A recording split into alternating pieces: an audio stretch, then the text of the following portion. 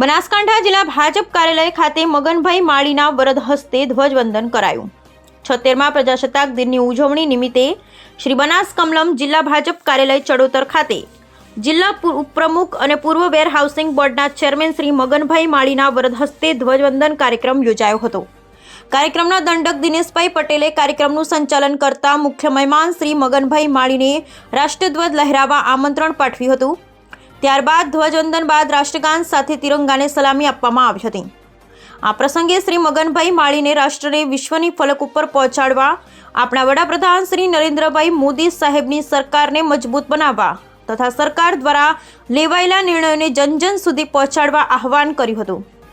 કાર્યક્રમમાં જિલ્લા મહામંત્રી શ્રેયાંશભાઈ પ્રજાપતિ, મોરબી પ્રભારી હિતેશભાઈ ચૌધરી, અમૃતભાઈ દેસાઈ, પૂર્વ ધારાસભ્ય મહેશભાઈ પટેલ, પ્રદેશ કારોબારી સભ્ય કુમુદબેન જોશી, રેખાબેન ખાણેશા, એલ.એ. ગઢવી, જિલ્લા મીડિયા ઇન્ચાર્જ રશ્મિકાંત મંડોરા સહિત મોટી સંખ્યામાં આગેવાનો અને કાર્યકર્તા ઉપસ્થિત રહી ધ્વજવંદન કર્યું હતું।